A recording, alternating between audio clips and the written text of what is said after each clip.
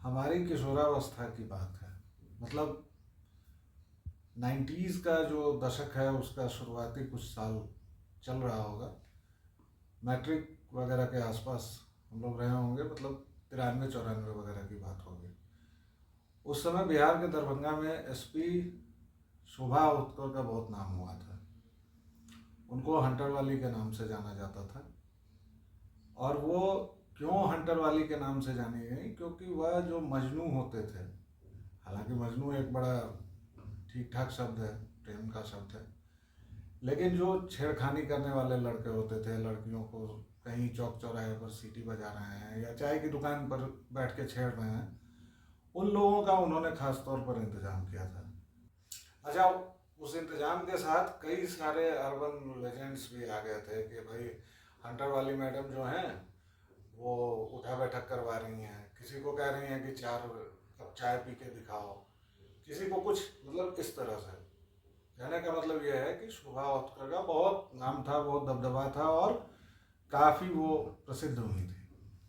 वही शोभा उत्कर कल परसों से फिर सुर्खियों में है, और इस बार बिल्कुल ही गलत वजहों से है। इस बार सुर्खी की वजह है कि एक दूसरे जो आईपीएस ऑफिसर हैं, विकास वैभव।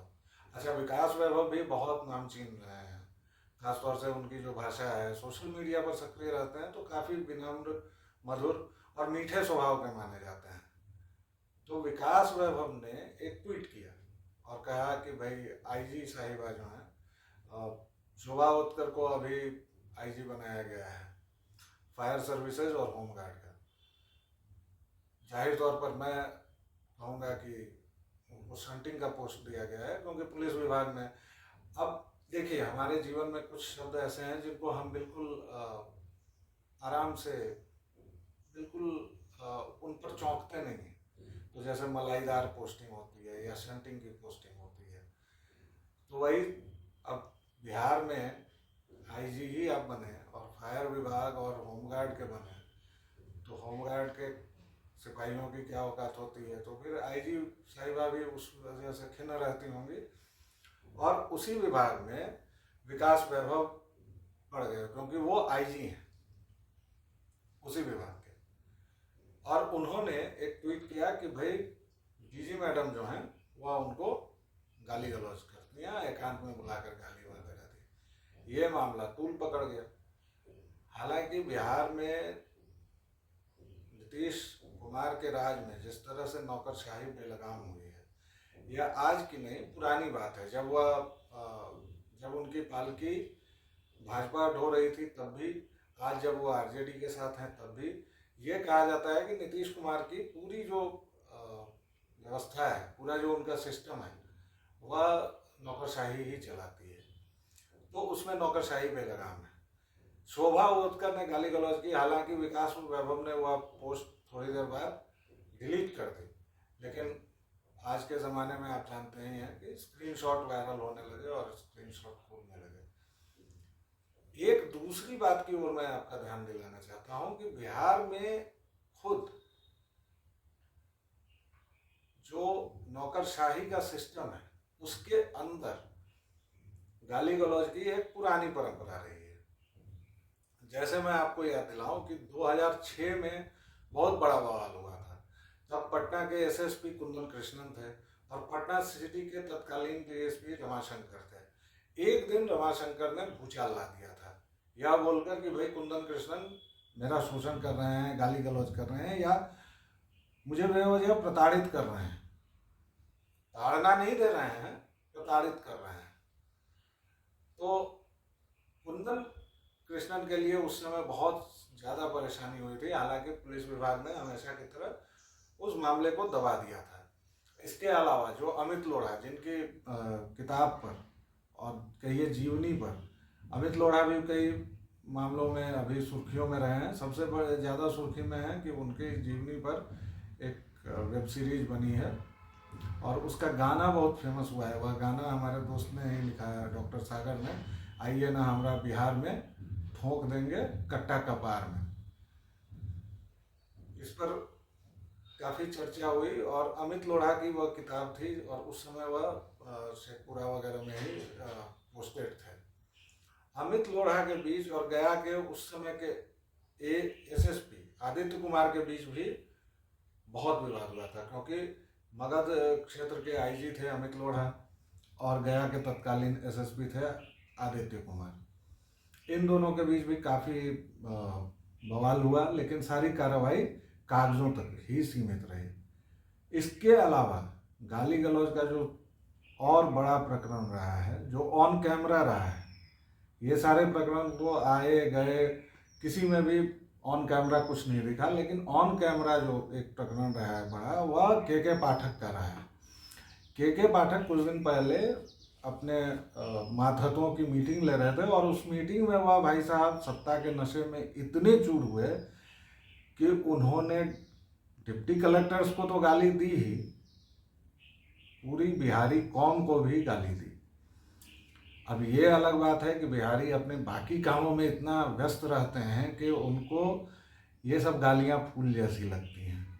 तो कुछ लोगों ने उसको डिफेंड भी किया कि भाई के पाठक ने क्या बुरा कहा, चेन्नई में लोग बाएं से चलते हैं, बिहार में तो नहीं चलते हैं, बिहार में तो रेड लाइट पर हॉर्न बजाते हैं।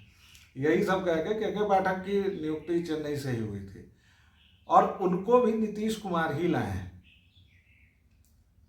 के पाठक कहीं अमेरिका से या स्विट्जरलैंड से नहीं आए हैं, वो भी उसी जगह से आए हैं जिसको दिल्ली और मुंबई में बृहद बिहार का ही हिस्सा माना जाता है, यानी देवरिया, गोरखपुर, आसपास बलिया, ये सारी जो कायनात है, ये सारे जो ज़िले हैं, इन सब को जब दिल्ली में एक खास समुदाय गरियाता है या बसों में गाली दी जाती है तो इनको बिहारी ही कहा जाता है, मुंबई में भैया ही कहा जाता है। तो के पाठक यह भूल गए कि उनके ऊपर जब कोई बात होगी तो उनको भी बिहारी ही कहा जाएगा, लेकिन उन्होंने पूरी कौम को गाली दी, बिहारियों को गाली दी कि इनको चलने नहीं आता है, इनको बोलने नहीं आता है।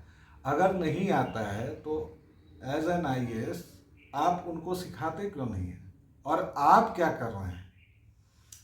चलिए, बिहारियों को तो उन्होंने गाली दी ही, अपने मातहत डिप्टी कलेक्टर्स को भी दी। और मैं बता दूं कि ये जो ग्रंथि है ना IAS लोगों के बीच, वह बहुत बड़ी ग्रंथि है। एक तो वो खुद को मालिक समझते हैं, सर्वे सर्वा हैं, वो मालिक हैं।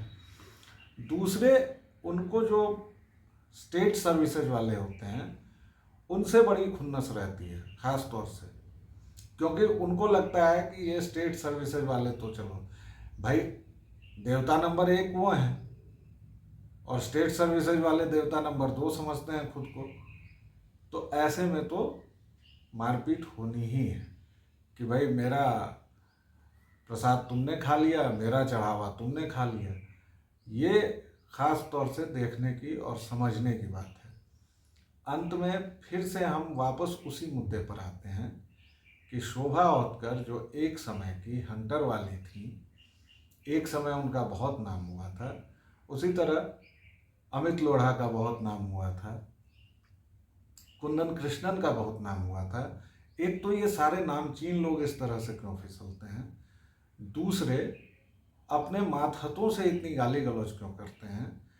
इस पर एक छोटी सी जानकारी और दे दूँ कि अभी भोपाल में एक शीर्ष नौकरशाह दंपति, मतलब पति IAS थे या पत्नी IPS थी या वैसे वर्षा, ऐसा ही कुछ होगा, वहाँ 60 पुलिस वाले उनके घर पर नौकरी कर रहे थे कुल मिलाकर।